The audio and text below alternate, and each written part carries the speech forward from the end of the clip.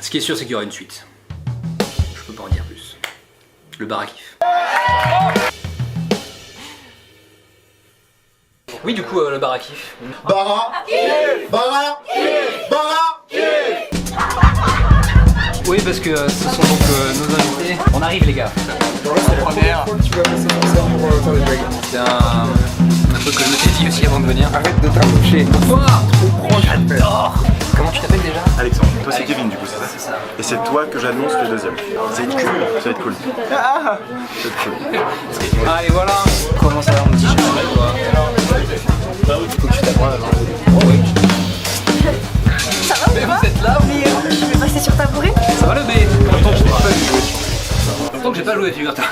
Ça va? Merci. Ça va. Oui, c'est du stress de famille quoi. Ah bah attends, s'il est pas là, fait qu'on arrête tout. On s'emmerde un petit On peu. s'emmerde.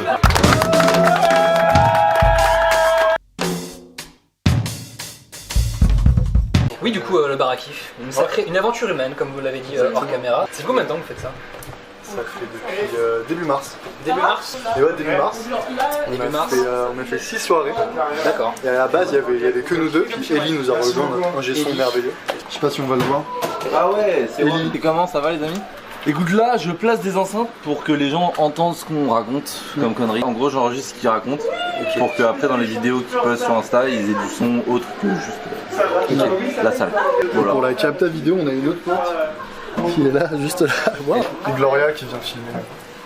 Très gentiment. Ah oui, d'accord, tu filmes. Vous avez technicien. Belles plus, images. Ouais, mais on est trop bien, on est trop bien. Mais là où la prod est bien foutue, je trouve, c'est que vous faites à chaque fois, à chaque passage, vous mettez un petit bout des photos déjà, des gens qui sont passés, vous mettez ça sur Instagram, ça c'est super bien. Il y a des fois où tu oublies et tu fais des photos, des dessins à la place. Exactement. Ça j'adore. J'aime bonne idée.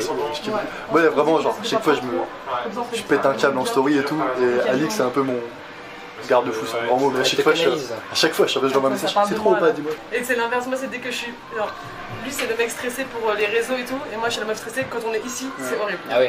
Je suis là, ça va pas le faire, il y aura personne, après non, il y a trop de monde et tout. Et là, tout va bien. Vous faites du stand-up avant ou vous avez commencé direct à faire tout de suite un. J'ai commencé fin octobre. Ouais. Fin novembre. Ouais, fin novembre. Et vous êtes rencontrés? On s'est rencontrés au Biche. Le 27 novembre, le jour d'anniversaire de ma mère. Genre, je suis en mode, vas-y, je veux trop faire un plateau et tout. Et j'avais contacté un pote à nous qui au final a dit qu'il pouvait pas. Gabriel Gonzini, m'embrasse. Ça fait trop vidéo. Oui, on l'embrasse, Gabriel, On c'est bien. l'embrasse, il est trop cool. Il nous regarde d'ailleurs. Hein. Et du coup, Alix était déjà dans le bail et tout, du coup, on a fait le truc à deux. On a commencé vraiment à y penser, je pense, en janvier, février. Ouais. En vrai. Enfin, janvier même, on a fait vraiment pendant 2 mois, on a travaillé à fond sur la DA et tout. Ouais. On a très vite eu notre date, le 9 mars, première date. Du coup, le boulot pour lancer un comedy club, est-ce que c'est compliqué vraiment ou... Ça dépend à quel point tu veux faire les choses bien, entre guillemets. Enfin, je veux dire, faire une soirée où tu as un micro avec un plateau, Ouais. c'est facile, entre guillemets. En vrai, c'est pas que c'est dur, c'est que ça prend du temps. Ouais. Mais genre beaucoup de temps. En vrai, je me rendais pas compte à quel point ça prendrait de temps.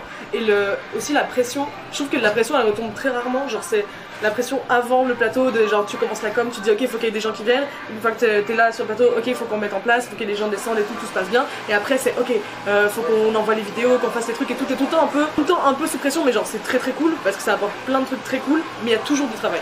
Et en plus, vous jouez aussi. Oui. C'est un peu ce que pensent les humoristes en général, c'est que on veut jouer à donf, sauf que c'est chaud de trouver un petit peu de place quelque part, régulièrement en tout cas. Et du coup, le premier réflexe, c'est de se dire je vais créer mon plateau. Ouais. Du coup, vous trouvez que c'est une solution pour en termes de jeu ou quoi? Si ta seule motivation c'est de jouer plus, ça vaut pas la peine. Ah ouais? C'est beaucoup de charge mentale. Ouais. Qui est vraiment, moi je regrette zéro et c'est trop cool ce que ça nous apporte. Mais si juste tu te dis ah j'aime faire un plateau pour pouvoir jouer plus, ça fait beaucoup d'organisation pour pas grand chose. Comment vous choisissez d'ailleurs les gens? C'est vraiment au feeling, en vrai. Ok. C'est vraiment genre. Il y a plein de gens qui nous envoient des messages et on prend des gens par message. Il y a un mec par message, c'est trop bien passé, on le connaissait pas, on a dit vas-y et tout, tu joues. Okay. Et ouais, c'est vraiment feeling. Okay. Et c'est même pas forcément un truc de niveau parce que nous, on n'est pas les meilleurs du monde, tu vois, clairement pas. Du coup, on n'a pas aspiration à avoir un truc incroyable, c'est vraiment feeling. Et on a plein de potes qui font leur première fois ici. On cherche surtout à avoir un truc des gens. En fait, souvent on dit qu'on fait jouer des gens qu'on a déjà vu jouer. Pour être sûr que le texte ce soit un truc bienveillant et tout, genre pas. Ouais, d'accord. On essaie aussi de créer une vibe vraiment bienveillante et genre tu peux venir faire du test, personne va te cracher dessus. Ça peut être terrible. Ça peut être dangereux. Ça peut être très dangereux de faire jouer des gens que t'as jamais vu jouer. Et comme on n'a pas des gros line-up en termes. Enfin, on fait jouer 6-7 personnes autres que nous. Ouais. bah, on peut pas non plus prendre. Voilà. Ok. Du coup, là vous êtes parti pour en faire jusqu'à plus soif, j'ai envie de dire. Exactement. Qu'est-ce qu'on a hâte de commencer. Oh là là. N'est-ce pas? En Moi, plus, c'est dans pas longtemps. Oui, c'est vraiment dans. Alors ce soir on va avoir 8 humoristes. Quand c'est drôle, qu'est-ce qu'on fait? Dites-moi. On rit? Ouais, un petit exemple de rire s'il te plaît. Waouh, il est vraiment fort. C'est un acteur professionnel. Et merci, du bruit pour Alex.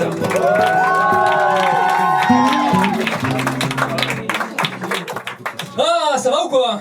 Ouais. Oh là là, ça va. Vous répondez. On m'a dit que c'était le meilleur public de Paris. C'est vrai. Incroyable. Bah c'était chouette. Ça m'a fait plaisir. J'ai passé des soirées à me réveiller la nuit en étant stressé. Mais au final, c'était cool. J'étais bien dedans. Ça m'a fait plaisir. Ça m'a fait du bien. Vraiment. Après avoir passé un mois à me demander est-ce que je vais faire autre chose de ma vie peut-être. C'est cool. Ah, ça fait du bien. En plus, le bar à kiff. Hein, franchement, je trouve que c'est un super endroit. Ça vous a plu? Moi aussi ça m'a plu. Ça m'a tellement plu que tu sais, le prochain épisode, ce sera encore mieux que ça. Parce qu'on va pas se concentrer sur un comedy club, on va se concentrer sur une personne. Une personne qui apporte tellement, je trouve, à l'humour en France, et ce depuis qu'elle a commencé. Donc ça fait un petit moment, ça fait depuis cet été.